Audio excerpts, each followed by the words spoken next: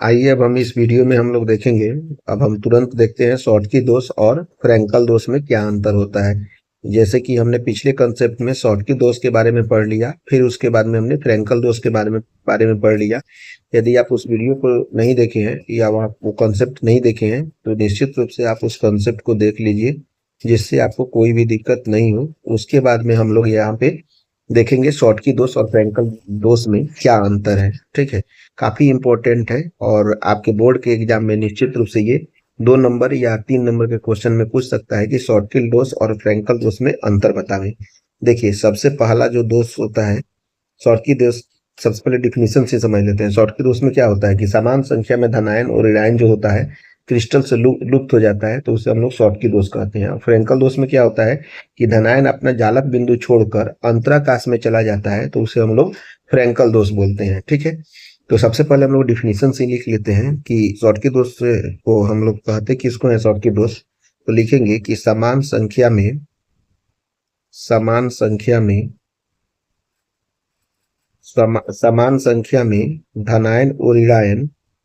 धनायन व ऋणायन समान संख्या में धनायन और ऋणायन क्या करते हैं, क्रिस्टल से लुप्त हो जाते हैं। समान संख्या में धनायन और ऋणायन क्रिस्टल से लुप्त हो जाते हैं, तो उसी ही हम लोग बोलते हैं शॉर्टकी दोष। और फ्रैंकल दोष में क्या होता है, धनायन जो होता है, क्योंकि धनायन हल्का होता है, तो धनायन अपना जालक अपना जालक बिंदु अपना जालक बिंदु एक मिनट अपना जालक बिंदु धनायन अपना जालक बिंदु छोड़कर कहाँ चले जाते हैं, अंतराकाश में आ जाते हैं। अंतराकाश में आ जाते हैं। इसके बारे में हम लोग पिछले कंसेप्ट में पढ़ चुके हैं। अंतराकाश में आ जाते हैं, तो उसे हम लोग बोलते हैं फ्रैंकल दोष। ठीक है, ये हमारा एक समझ लीजिए कि दोनों में डिफरेंस हो गया। उसके बाद में हम लोग देखेंगे दूसरा नंबर डिफरेंस कि शॉर्टकी दोष में क्या होता है कि धनायन और ऋणायन का आकार लगभग समान होता है। धनायन और ऋणायन का आकार धनायन और ऋणायन का आकार धनायन और ऋणायन का आकार जो होता है लगभग समान होता है। धनायन और ऋणायन का आकार लगभग समान होता है। ठीक है, उसके बाद में इसमें दूसरा नंबर में क्या हो जाएगा कि धनायन छोटा, फ्रैंकल दोष में जो होता है धनायन कैसा होता है, छोटा होता है, और ऋणायन क्या होता है, वह ऋणायन जो होता है वह बड़ा हो जाता है। ऋणायन जो होता है वह बड़ा हो जाता है। ठीक है, यहाँ पे धनायन छोटा होता है और ऋणायन कैसा होता है, बड़ा होता है।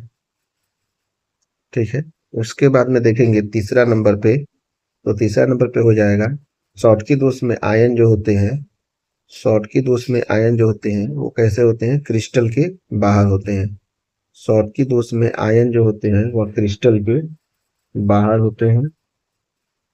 ठीक है, और 3 नंबर में फ्रैंकल दोष जो होते हैं, फ्रैंकल दोष के आयन जो होते हैं वह कहाँ होते हैं, वह अंतराकाश में होते हैं। अंतराकाश में होते हैं। काफी इंपॉर्टेंट ये क्वेश्चन है, निश्चित रूप से एग्जाम में पूछने की संभावना पूरी तरह से है। ठीक है, उसके बाद में 4 नंबर में जो होगा, 4 नंबर में जो होता है शॉर्टकी दोष का जो घनत्व होता है, शॉर्टकी दोष का जो घनत्व होता है, तो निश्चित रूप से घनत्व इसका क्या हो जाएगा, घटेगा। और चौथा नंबर में आपको लिखेंगे कि फ्रैंकल दोष का जो घनत्व होता है वह निश्चित रूप से क्या होगा, अपरिवर्तित होगा, अपरिवर्तित रहेगा, अपरिवर्तित रहेगा। ठीक है, अपरिवर्तित रहेगा। उसके बाद में 5वां नंबर में जो होता है कि शॉर्टकी दोष का जो पारावैद्युतांक होता है, शॉर्टकी दोष का जो पारावैद्युतांक होता है, शॉर्टकी दोष का पारावैद्युतांक जो होता है वह पारावैद्युतांक अपरिवर्तित रहता है, अपरिवर्तित रहता है। ठीक है, और 5वां नंबर में जो फ्रैंकल दोष में पारावैद्युतांक जो होगा, फ्रैंकल दोष का पारावैद्युतांक जो होगा, पारावैद्युतांक निश्चित रूप में क्या होगा, वह बढ़ेगा। ठीक है, इसका पारावैद्युतांक निश्चित रूप से बढ़ते चला जाएगा। ये हो गया। उसके बाद में छठा नंबर में हम लोग देखते हैं, तो छठा नंबर में क्या हो जाएगा, शॉर्टकी दोष का जो शॉर्टकी दोष में क्या होगा कि अधिक कोऑर्डिनेशन नंबर वाले क्रिस्टल में होता है, और फ्रैंकल दोष जो होता है कम कोऑर्डिनेशन नंबर वाले क्रिस्टल में होता है। यानी शॉर्टकी दोष किस में होता है, शॉर्टकी दोष जिसमें होता है उसमें अधिक कोऑर्डिनेशन नंबर होते हैं। यानी कि लिख सकते हैं हम लोग कि अधिक कोऑर्डिनेशन नंबर वाले क्रिस्टल में क्या होता है, अधिक नंबर वाले क्रिस्टल में आपका क्रिस्टल में जो होता है वह शॉर्टकी दोष होता है, जबकि कम कोऑर्डिनेशन नंबर वाले में कम कोऑर्डिनेशन नंबर वाले क्रिस्टल में फ्रैंकल दोष होता है। ठीक है, इसे हम लोग लिख लेंगे। छठा नंबर कंप्लीट। अब उसके बाद में सातवां नंबर हम लोग देखते हैं, तो सातवां नंबर में जो होता है शॉर्टकी दोष में जो अस्थायित्व होता है, शॉर्टकी दोष का अस्थायित्व जो होता है उसके अस्थायित्व में होती है वृद्धि हो जाती है। ठीक है, और 7 नंबर में इसके फ्रैंकल दोष के अस्थायित्व में जो होती है, तो उसके अस्थायित्व में क्या होता है, कमी होता है। ठीक है, इसके अस्थायित्व में कमी होता है। उसके बाद में 7 के बाद में 8वां नंबर में है कि शॉर्टकी दोष की जो विद्युत चालकता में क्या होती है, वृद्धि होती है। शॉर्टकी के विद्युत चालकता में जो होगा वह वृद्धि हो जाएगा, और 8 नंबर में हो जाएगा फ्रैंकल दोष के विद्युत चालकता में भी वृद्धि होगी, दोनों में ही वृद्धि होगी। इसके भी विद्युत चालकता में